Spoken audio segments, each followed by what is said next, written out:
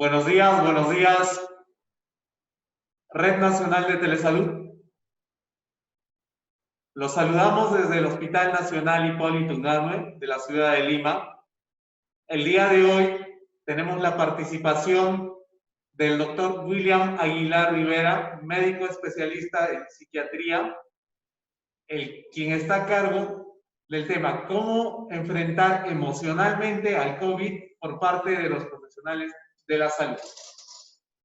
Comenzamos. Muy bien, muy buenas tardes. Vamos a intentar afrontar este tema que es un poco complejo, porque implica la intervención de muchos profesionales, no solamente los profesionales de salud mental, sino también aquellos que están en primera línea de la lucha contra el COVID. Entonces, vamos a iniciar y vamos a verlo desde varias perspectivas. Un primer nivel sería este siguiente, miren, vamos a ver el nivel de atención, por ejemplo, podría ser nivel de atención de difusión, podría ser un nivel de atención por el médico general, podría ser una atención por un médico psiquiatra, etc. Entonces, vemos también que hay un objetivo determinado. Si yo voy a ir siguiendo con mi cursor, no sé si se ve el cursor, vamos a ver el objetivo. Las personas, en este caso, que van, al cual está dirigido, que son las personas que están en primera línea de atención del afronte de la pandemia del virus COVID-19. ¿Cuáles van a ser las atenciones que vamos a tener? ¿Quiénes van a tener que ejecutar esta atención? El lugar físico donde se tiene que hacer y si es que existe un criterio de derivación. Vamos a ver, el nivel de atención será el de la difusión. Este nivel de atención está destinado específicamente a mejorar la cobertura, psicoeducar y también disminuir la incertidumbre.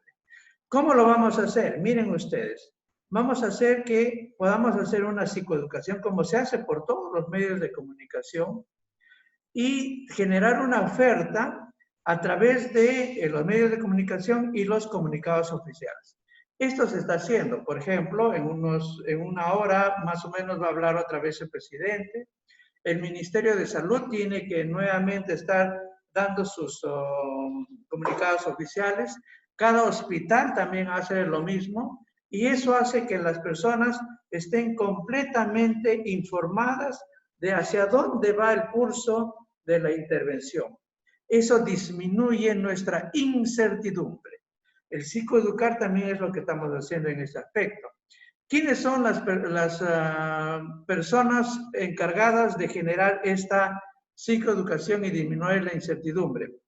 La oficina de comunicaciones, los medios de comunicación, telesalud, etc. Y el lugar de impacto será básicamente, como lo vamos a ver acá, el hospital y sobre todo las áreas que van a estar atendiendo en la línea del frente que son emergencia, la unidad de cuidados intensivos, etc. Vamos a ver que esto que se está haciendo ya por los medios de comunicación y en los hospitales tiene un segundo nivel. El segundo nivel, como lo vamos a ver, es aquel que se ve si es que la persona tiene un agotamiento físico o no tiene un agotamiento físico. Para este agotamiento físico, lo que tenemos que hacer es una coordinación, miren ustedes, una coordinación de las actividades laborales. ¿Con qué objetivo? Con el objetivo de evitar el agotamiento físico. Esta, que se va a hacer sobre estos trabajadores, lo tiene que hacer básicamente los directores de las instituciones prestadoras de servicio, los jefes de departamento, de servicio, etc. Algo muy importante, tienes que descansar. O sea, los jefes tienen que ver que nuestros trabajadores descansen. ¿Por qué? Porque podría ser de que alguien diga, doctor, o señor director, o señor jefe de departamento, ¿puede ser que me quede 72 horas seguidas y después ya no vuelvo? obviamente eso es algo que podría parecer bonito, pero no nos olvidemos que el cansancio altera nuestro sistema inmunológico y en vez de hacernos un bien, podríamos hacer todo lo contrario. Entonces, miren ustedes que tenemos que ver de que los jefes tienen que velar por el agotamiento o no del personal. Cosa distinta es, miren ustedes, el agotamiento psicológico. El agotamiento psicológico tiene varias áreas. Por ejemplo, acá estamos viendo que en un segundo nivel, al igual que el agotamiento físico, tenemos que evitar este agotamiento psicológico, todos los trabajadores. Y esta básicamente va a ser desde un punto de vista científico y con evidencia aplicando el ABCDE de psicológico de desastres. No existe otra intervención que tenga evidencia científica. Podrían ser charlas, sí, pero no tiene evidencia científica. Lo que sí tiene evidencia científica, vamos a ver ustedes, es de que a nuestro personal, sobre todo los que son jefes, o ustedes con sus colegas, es la escucha activa.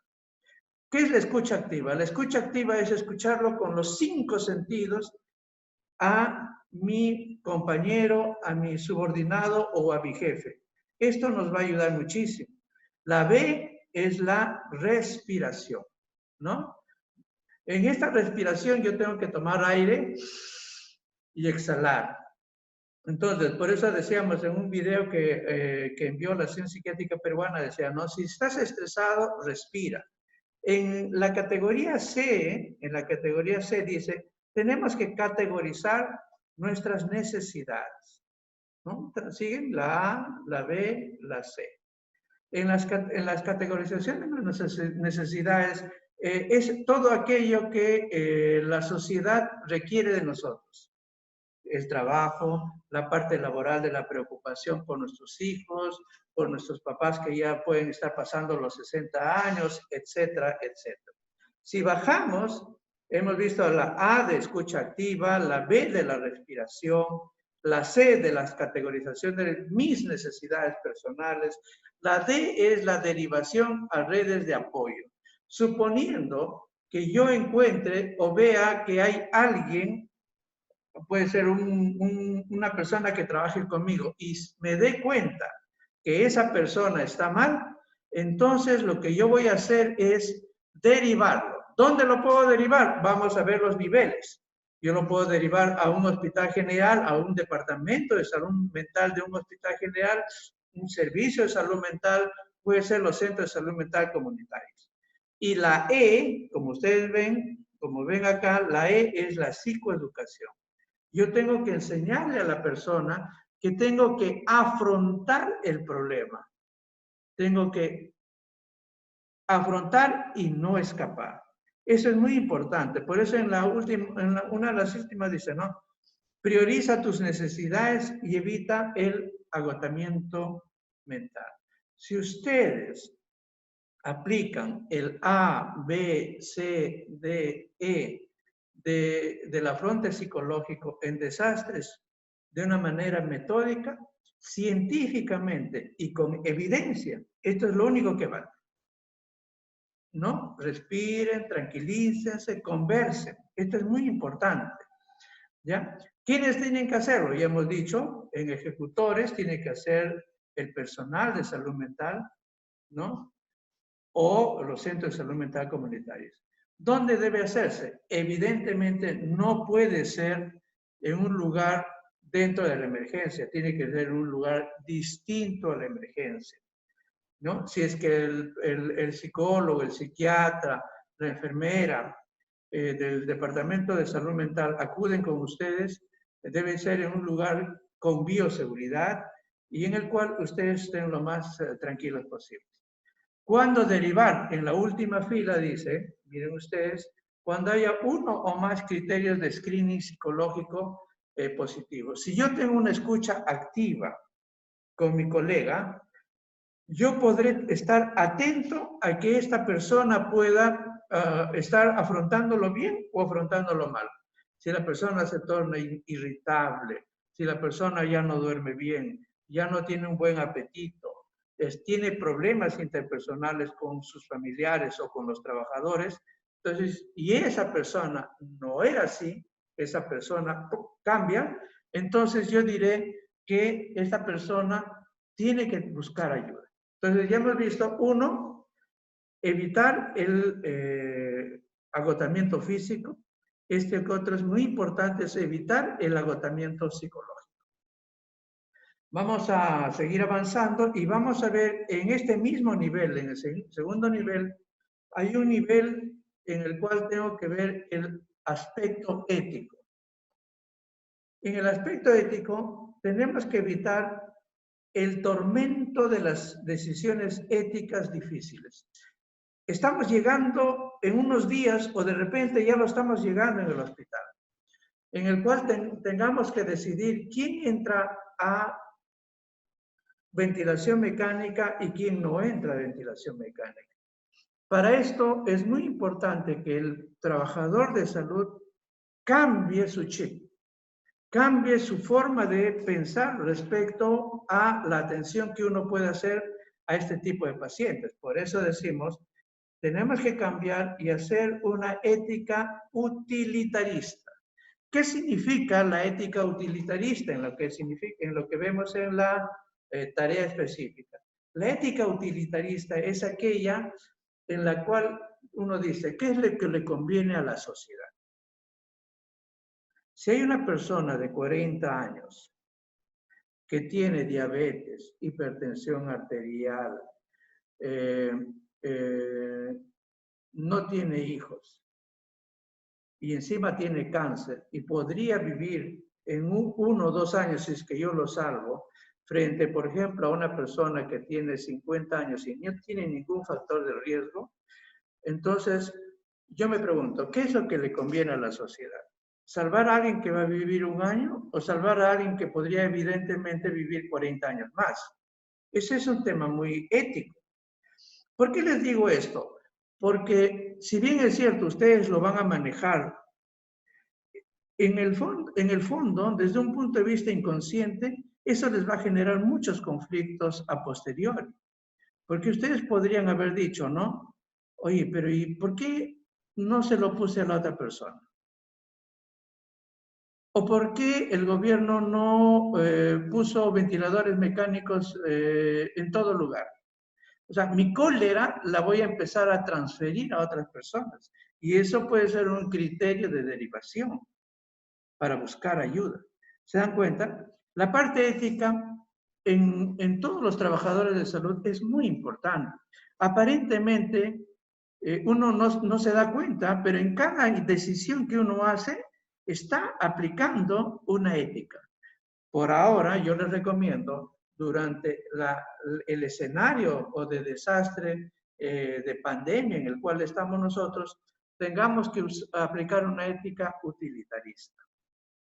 Por esta ética utilitarista es que yo vengo hasta el hospital a trabajar, sabiendo que puedo contaminarme y morir. O sea, yo lo sé, pero lo hago. ¿Por qué? Porque eso conviene a la sociedad. Entonces, este es un tema muy importante en el cual yo tengo que verlo.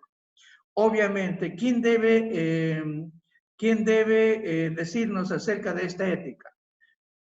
Yo creo que tiene que ser el jefe de servicio o los jefes de departamento o los líderes del equipo. ¿Por qué? Porque ellos tienen que generar liderazgo y tienen que tranquilizar a cada trabajador. El trabajador en este momento tiene una incertidumbre terrible, pero si el jefe te da la tranquilidad y la confianza y te dice que por este momento debemos aplicar esta ética, tú te vas a tranquilizar. Tú harás las cosas con mayor certidumbre. ¿Dónde se debe hacer eso? El jefe tiene que reunirlos o de repente si el jefe es una persona con mucho liderazgo, los llamará y los explicará uno por uno. Cada jefe tiene que determinar lo que tiene que ser. Si es que por alguna razón el jefe no lo hace, entre nosotros tendremos que ir cambiando esa situación. Muy bien, avanzamos. Otro aspecto que tenemos mucho temor es, ¿qué hacemos si es que, por ejemplo, mi colega fallece? O fallece un familiar mío. Eso podría ocurrir, eso podría pasar en los siguientes días. Entonces, vamos a ver, miren ustedes, nuestro objetivo, ¿cuál sería? Disminuir el dolor ante la pérdida de un colega o de un familiar o de un paciente determinado. Es nosotros que estamos trabajando en un hospital, tenemos que recordar que hemos hecho todo lo posible por ayudar. Hay cosas que no dependen de nosotros. Hay cosas, por ejemplo, como el clima, que no depende de uno. Hay cosas, por ejemplo, como el carácter de un compañero que no depende de uno. Hay cosas como el tiempo que no dependen de uno. De esta manera, uno sí hace todo lo posible que podemos hacer ante la naturaleza. Entonces, esto es un aspecto muy importante. Vamos a explicar después qué es lo que tenemos que hacer ante las fases del duelo, que yo sé que ustedes lo conocen. En el segundo nivel, algo muy importante es el temor al contagio. Este temor al contagio es natural. El objetivo entonces entre nuestros colegas sería disminuir el miedo a adquirir la infección por el coronavirus. Dentro de nuestra tarea específica, debemos recordar que es humano el temor al contagio. No lo ocultes, reconócelo y protégete con los equipos de protección personal necesarios. El hecho que no tengas miedo, no te hace una persona débil. Al contrario, ten miedo si no tienes, preocúpate si es que no tienes miedo. Entonces, de esa misma manera, vamos viendo que en este nivel 2 de atención, hemos visto cómo evitar el agotamiento físico, el agotamiento psicológico, la parte ética, la parte cómo pierde uno a un familiar y el temor al contagio. Estos 5 elementos son los que tienen que ser afrontados por todo equipo de salud mental que va a brindar un apoyo a las unidades de emergencia o a los hospitales generales. ¿Ya? Porque esta es la evidencia científica. Si yo voy a contarles, a jugar, etcétera, podría ser, ¿no? Se puede tranquilizar. Pero la evidencia dice que yo tengo que actuar sobre estos 5 niveles, que están incluidos dentro del nivel 2 de apoyo psicosocial, por ejemplo. Hay un manejo que también tiene que ser hecho por el médico general, o dicho de otra forma, por cualquier otro médico no psiquiatra. Miren ustedes, si es que el paciente, y eso lo estamos viendo ahorita, porque como son los trastornos mentales son enfermedades crónicas y actualmente las consultas externas, tanto de hospitales como de clínicas, están cerradas, entonces van a empezar a descompensarse. Entonces lo que tenemos que tener como objetivo, como médico general, es estabilizar los síntomas, efectuar un diagnóstico psiquiátrico y, en su defecto, derivar al médico psiquiatra. Se supone que en la emergencia de todos los hospitales hay retenes en los cuales tienen que estar los médicos psiquiatras. Esta es una norma que, por ejemplo, en mi hospital, en el Hospital Hipólito Unanue, se cumple. Tenemos retenes las 24 horas. En este caso, si nuestro colega o amigo, por ejemplo, empieza a presentar crisis de pánico, por ejemplo, tengo que buscar la ayuda o, en todo caso, yo brindárselo a través de psicofármaco. ¿Quién tiene que hacerlo? En este caso, los médicos generales o los médicos de urgencia, y tiene que ser en nuestros hospitales. A veces también vienen pacientes, por ejemplo, con trastornos del espectro autista, pacientes con psicosis, con depresión, etc. Bueno, no nos cuesta nada hacer una receta, ¿no? Y brindárselo al paciente. Eso le va a tranquilizar más al paciente, ¿no? Que a uno mismo, porque el paciente lo que necesita y exige, porque nosotros como equipo de salud mental le decimos, pide y cumple tu medicación. Entonces, si, por ejemplo, un colega no le atiende a este paciente se puede descompensar. Entonces, este es el tercer nivel del manejo del médico general. Y hay un cuarto nivel que es un nivel un poco más especializado, que lo hace el médico psiquiatra. Por ejemplo, si algún colega, alguna enfermera, alguna obstetra, etcétera, tiene una reactivación o brota, entre comillas, o se expresa algún trastorno mental, entonces el equipo multidisciplinario debe atender, ¿no? Todo el equipo multidisciplinario. Yo siempre les digo a mis colegas y amigos, tenemos que trabajar en equipo. ¿Y dónde tenemos que hacerlo? Por ahora en los hospitales generales, en los centros de salud mental comunitarios, etcétera, etcétera. Y entonces esto que parecía tan complejo, miren ustedes, lo estamos haciendo por niveles. Otro aspecto que me han preguntado y me dicen, doctor, ¿y cómo hago para preparar al familiar ante un final probable? Porque obviamente cuando llega al hospital y ya se le diagnostica de COVID-19, es el estigma y la incertidumbre te dices que probablemente nuestro familiar podría fallecer.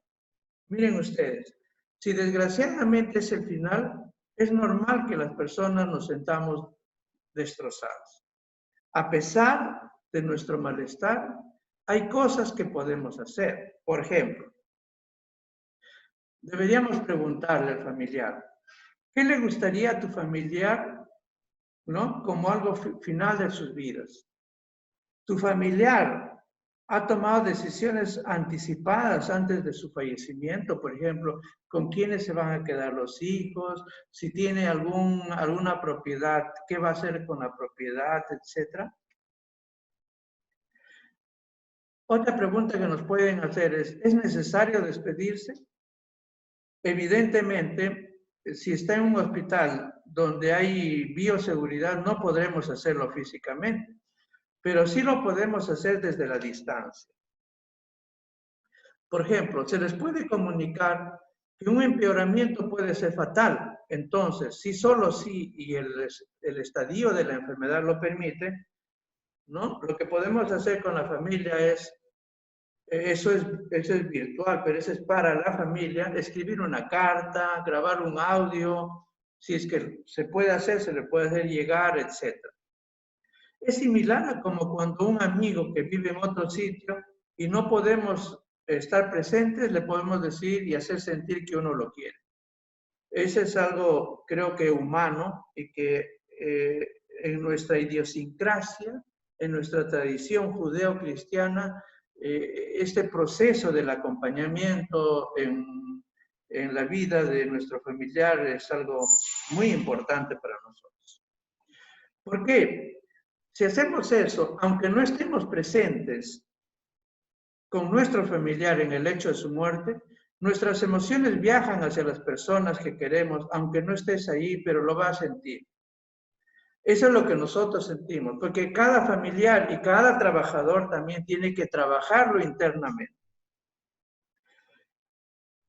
Miren, una vez llegado el final, si es que el paciente fallece, evidentemente el familiar no podrá ir al tanatorio, porque tendrá que ser cremado.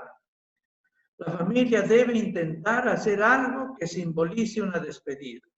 De repente encender una vela, hacer una oración, escuchar música. No se olviden de los familiares más pequeños. Ellos también tienen que despedirse a su manera. De repente haciendo un dibujo, escribiendo algo, cantando, etc. Más adelante puedes hacer que sus familiares y amigos también se despidan. No nos olvidemos que según nuestra cultura, el entierro es un rito y es cotidiano en nuestra vida. Cuando uno no lo hace, uno se siente mal. Por eso es que cuando, por ejemplo, fallece alguien, están esperando todavía que las personas que viven en otras ciudades lleguen hasta el entierro. Dicen, no, hay que esperar. ¿Se dan cuenta ustedes la importancia que tiene este rito? Pero esto se corta. Esto se corta porque cuando el paciente fallece, tú ya no lo vuelves a ver nunca más. Este paciente, por bioseguridad, tiene que ser aislado y luego tendrá que ser cremado. Pero ¿y la familia qué? Y el trabajador que está atendiendo a ese paciente, que luchó porque este paciente viva, ¿qué pasa con él? Él también se afecta, evidentemente. Eso no lo podemos negar y eso tenemos que afrontar. Cuando hay duelo, esto solamente para recordar, yo sé que ustedes lo conocen, pero la primera etapa es no. No. La segunda etapa es la etapa de la ira, de la cólera, los resentimientos. Cuando yo tenga que decirle a los familiares que tu paciente ha fallecido. Miren ustedes, a veces los familiares también pueden agredirlos, pero tengo que entender lo que ellos están en la etapa de la ira, ¿no? Y esa transferencia puede hacer que nos peguen a nosotros, rompan cosas, objetos, etc. Yo tengo que estar muy atento a eso como trabajador. La etapa de la negociación, yo voy a deliberar, ¿no? Evidentemente estamos en una situación de pandemia. Es algo que tengo que afrontar. La siguiente fase es la etapa de la tristeza, en la cual hay una sensación profunda de un vacío, ¿no? Que puede incluso llegar a una crisis existencial. Y al final tendré una etapa de la aceptación, en la cual tendré que aceptar que así como el tiempo pasa, así como el temperamento de mis colegas no va a cambiar, así como el sueño tendrá que llegar, nuestros pacientes o nuestros familiares tendrán que partir. ¿Qué pueden hacer? Los familiares o nosotros, si es que perdemos, y con esto ya estamos terminando, estamos llegando al final de la exposición, lo que les tenemos que recomendar es que eviten grandes cambios. Obvio, en esta pandemia no nos podemos cambiar de casa, pero después que pase esta pandemia debemos tratar en la medida de lo posible seguir en ella. Tratar de mantener una vida saludable, comer bien, no tomar tóxicos. Algunas personas podrían refugiarse en el alcohol, eso no es recomendable. Otro punto importante también es que hay personas que ya consumen alcohol o sustancias y también en esa etapa de aislamiento, ellos también están empezando a presentar ya síntomas de abstinencia, ¿no? Y eso lo tenemos que manejar. Arreglar las posesiones de la persona querida y las prendas, ¿no? Hay lugares donde se hace el lavado de la ropa. Hay que tener mucho coraje para hacerlo y cada persona lo hace a su modo. Obvio, tendremos que cambiar nuestra forma de ser. No va a ser como fue siempre. Tenemos que entender que esto está cambiando. Mantener el contacto con amigos y familiares. No eres la única persona que sufre y no estás sola. Recordar que la mujer tiene que hablar y no tiene que aislarse, al igual que el hombre, pero esto le va a afectar un poquito más a la mujer, porque ella tiene que hablar con uno, con otro, y el hombre tiene que acompañar en eso a la mujer, aunque sea por teléfono, aunque sea por video de WhatsApp, etcétera. Ya veremos, ya veremos. Y finalmente, intentar expresar tus emociones y hablar de la persona querida. Intentar expresar tus emociones y hablar de la persona querida. ¿Por qué? Porque dentro del afronte psicológico, la primera letra del A, ¿qué cosa era? La escucha atenta. A veces el colega, a veces el familiar, a veces tu jefe o tu subordinado no quiere un consejo. Lo único que quiere es que tú le escuches. porque eso va a permitir que esa persona se descargue. Obvio, tú no le vas a hacer la psicoterapia, ¿no? Porque no estamos preparados de repente para eso, pero si uno puede escucharlo, eso ayuda muchísimo. De una manera muy general, creo que hemos dado unos pincelazos muy puntuales acerca de cómo debería ser el afronte de esta enfermedad y de esta pandemia. Si es que hubiera alguna pregunta, con gusto, y solamente exhortarlos a que tenemos que ser fuertes, ¿no? Muy bien. Perfecto, doctor. Ha sido bastante ilustrativa la disertación. Vamos a proceder a leer las preguntas. A todas aquellas personas que tengan algún tipo de duda, alguna pregunta, lo pueden plasmar a través de las preguntas del chat. Vamos a revisar la caja del chat para poder leer alguna de sus preguntas.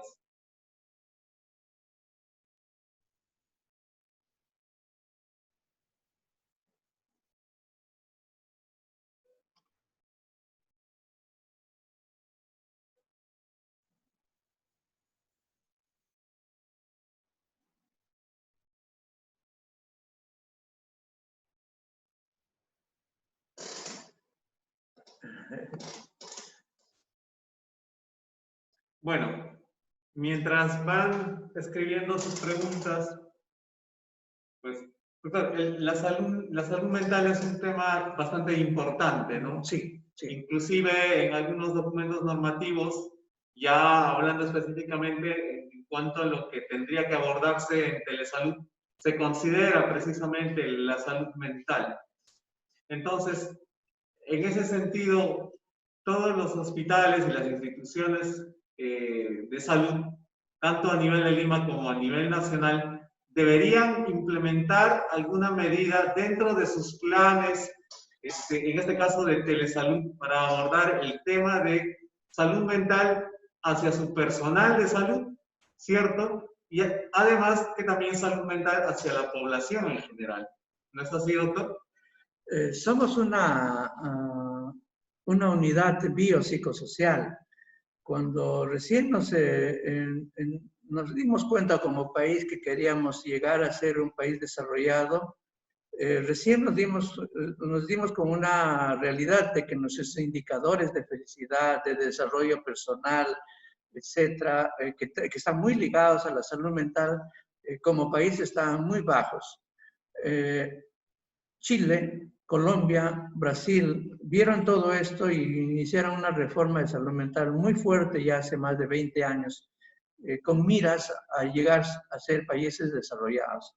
Nosotros lo estamos haciendo recién entre 8 años con más fuerza, hace 4 o 5 años ya con una ley y con más inyección de dinero hacia la estrategia de salud mental, que eso nos ayuda mucho.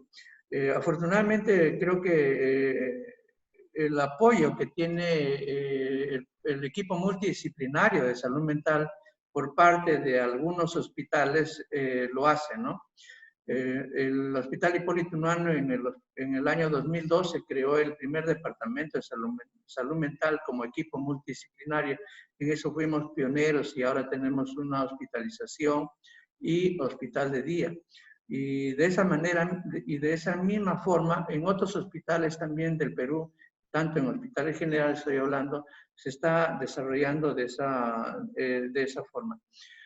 Tener en cuenta que las competencias no se hacen de un día para otro.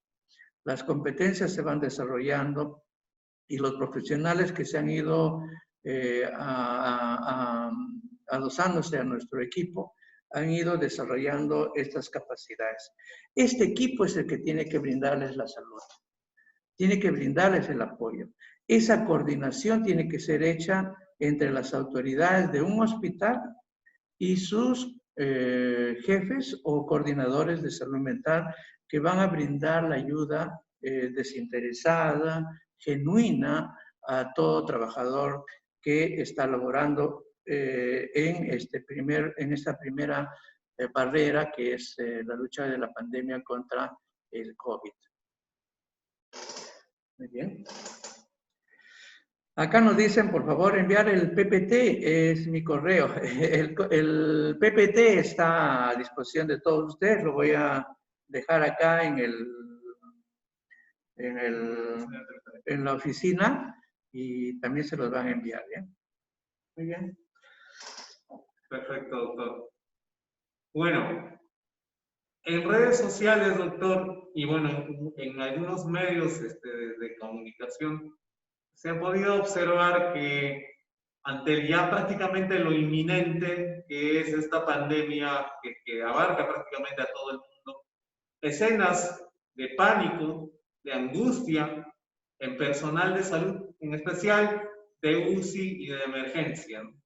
¿Cuál podría ser la recomendación en ese tipo de circunstancias, ¿no? Sabemos que, claro, previamente hay recomendaciones que se pueden tomar, pero llegados a ese punto, y probablemente cuando en muchas instituciones no se ha implementado algo para poder abordar ese tema, pues muchas veces no sé, quizás no hay las cosas claras para poder abordar eso, ¿no?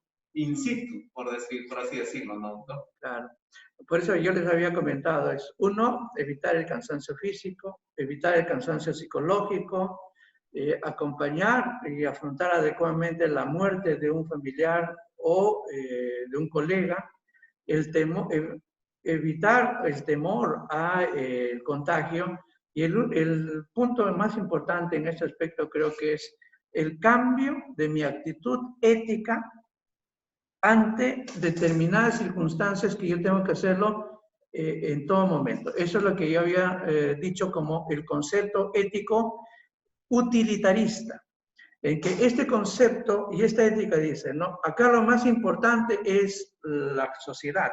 Y vuelvo a insistir, ¿por qué es que yo vengo al hospital? Vengo al hospital, claro, evidentemente necesito mi trabajo, eso nadie lo va a evitar, pero en el fondo lo hago porque me gusta y porque quiero darle algo a la sociedad. Por eso es que vengo, si no me hago el enfermo, saco un certificado, lo que quieran. Hay forma de evadir. Pero si yo quiero contribuir, vengo, ¿no?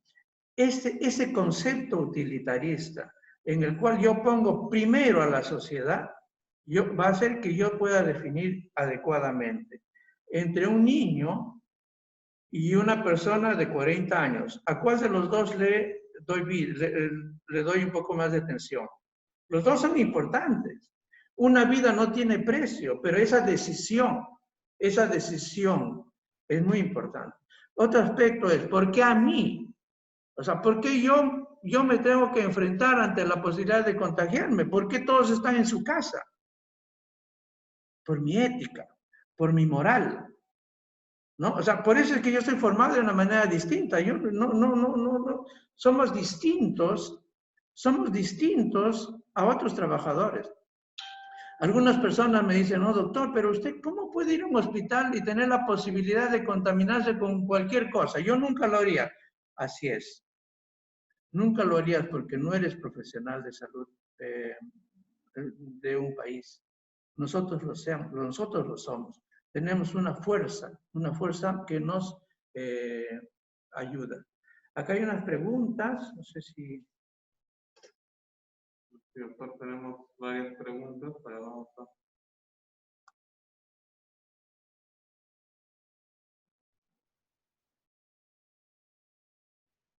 A ver, bueno, aquí pregunta, por ejemplo, doctor, me gustaría pedirle que se considere la salud mental de los jefes y gerentes que no son remunerados en los niveles 1 y que con esta pandemia somos presionados por nuestras mismas coordinaciones a pesar de estar prohibido las visitas domiciliarias y estar el personal del primer nivel asistencial al frente de esta pandemia y ellos, personal administrativo, en casa, menciona. Bueno, eso creo que lo tienen que...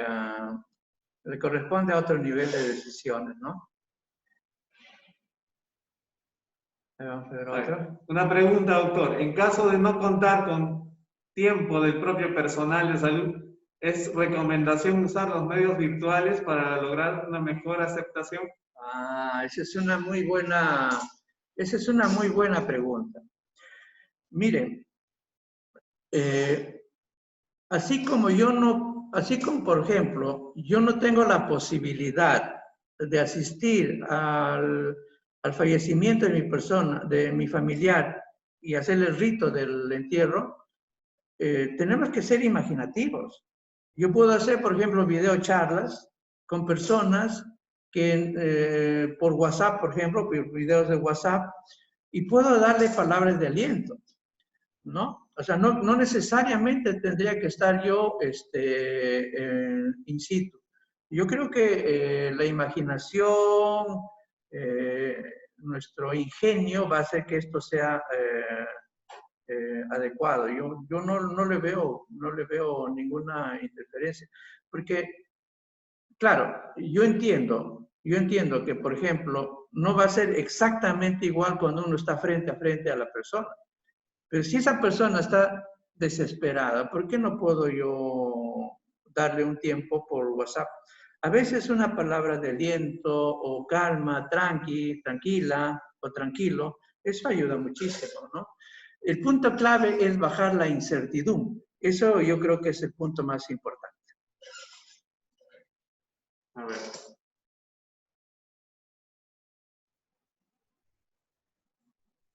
Bueno, aquí mencionan. Buenas tardes, doctor. ¿Se debería habilitar una línea de atención para la ayuda emocional de los familiares directos del COVID-19?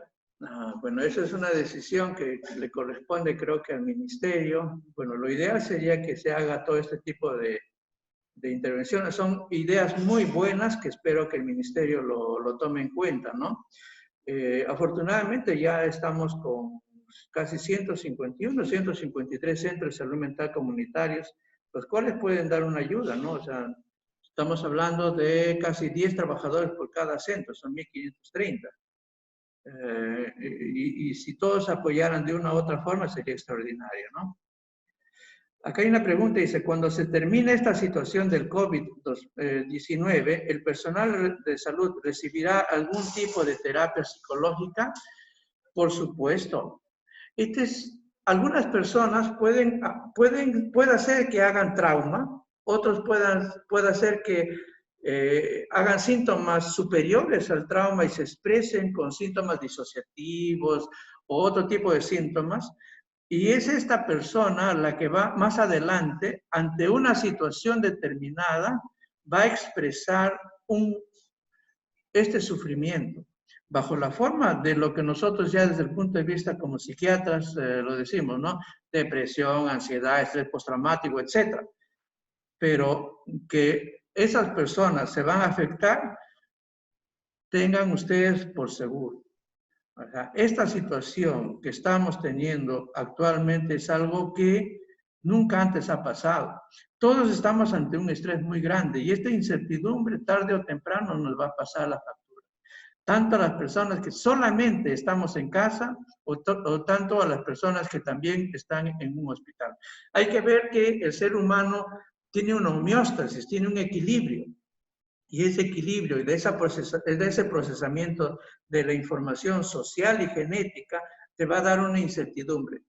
Es responsabilidad de los jefes, de los directores, del ministro, del presidente, atenuar esa incertidumbre. Y creo que por eso es que todos los días, de una u otra forma, uno sin querer está diciendo, oye, ¿ya está hablando el presidente? O sea, ¿por qué no lo hace? Porque quiere bajar su incertidumbre. Eso es un punto muy importante.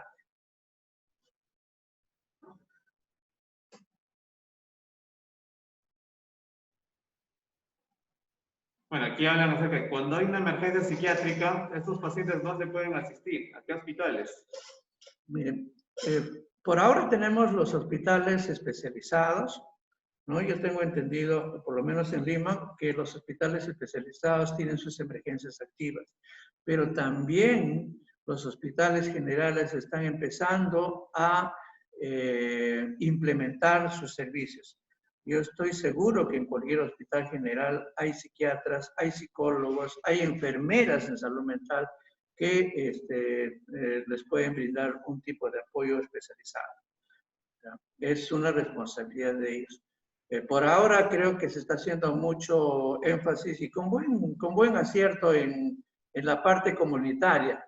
Lamentablemente no se está trabajando por ahora en los hospitales generales, pero es ahora donde necesitamos los equipos muy definidos en estos hospitales. Más adelante yo creo que se va a resolver ese problema. Bueno, doctor, aquí tenemos otra pregunta, ¿no? Doctor, si el personal de salud que atiende los casos de COVID-19 no tiene tiempo para su salud mental y luego presenta síntomas, ¿cómo evitarlas ahora que podemos prevenir? ¿Sería recomendable obligarlos o usar los medios virtuales para mitigar los daños mentales posteriores? Claro, por eso les decía, ¿no? Este es un trabajo y tengo que evitar el agotamiento físico. Es ideal que yo pueda trabajar 72 horas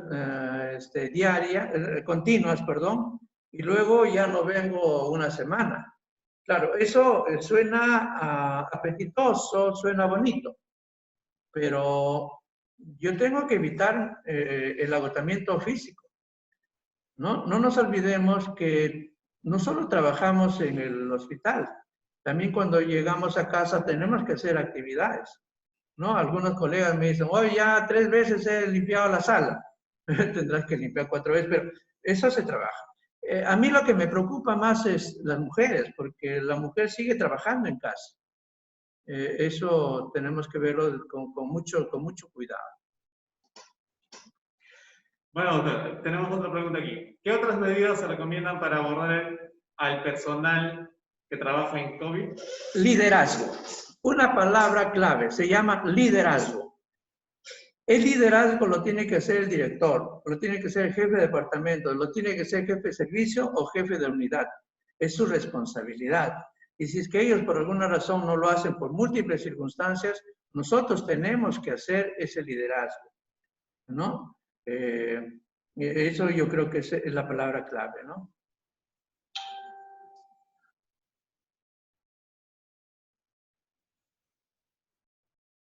Bueno, aquí mencionan, ¿no? Claro, sería importante que desde ya el personal de salud pueda recibir acompañamiento psicológico. Sí, yo estoy seguro que si ustedes piden a su DIRIS o a sus jefes, los profesionales de salud mental están deseosos de participar.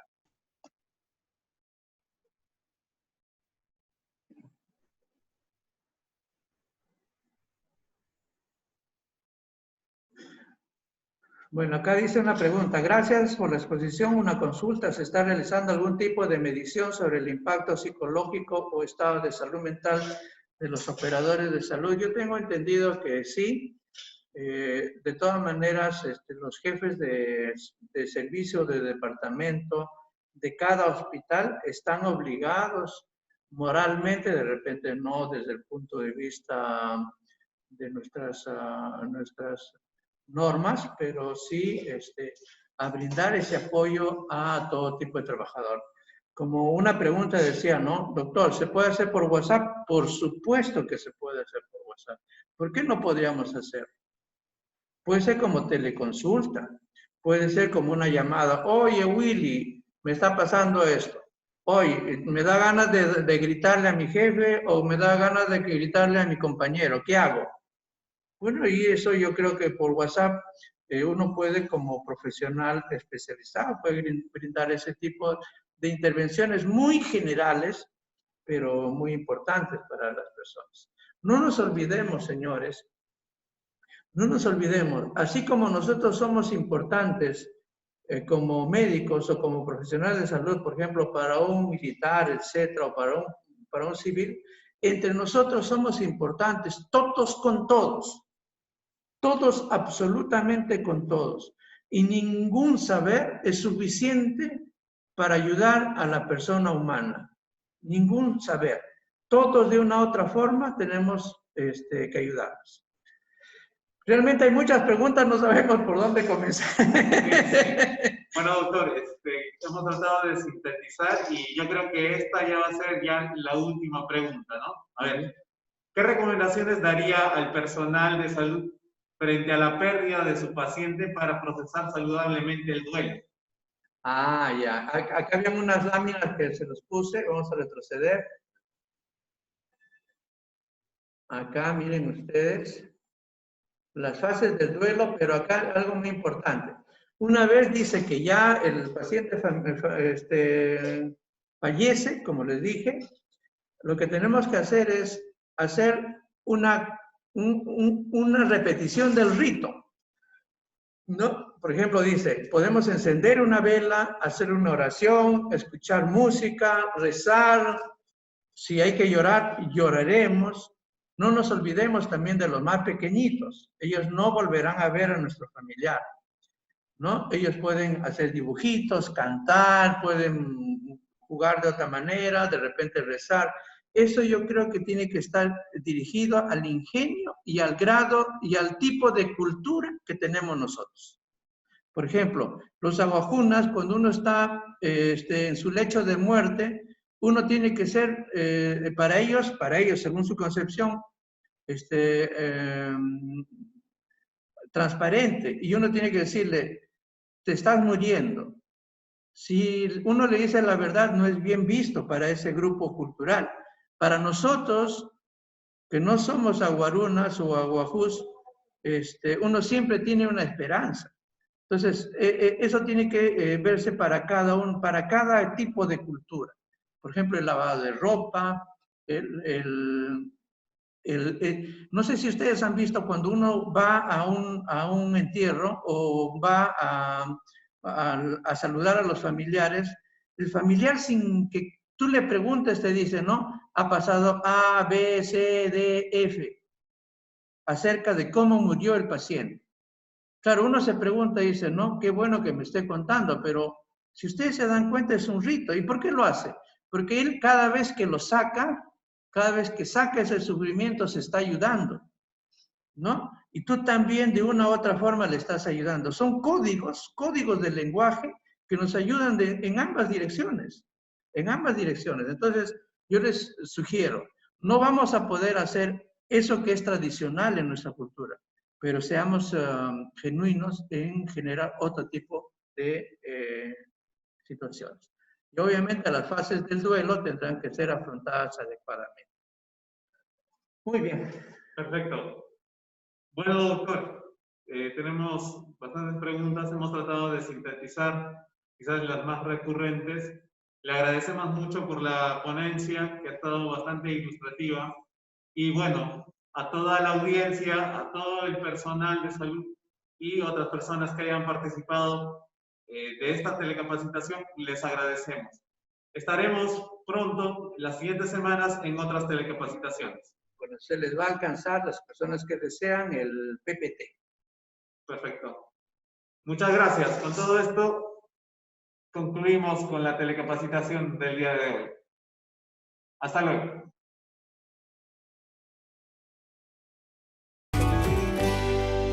Gobierno del Perú. El Perú primero.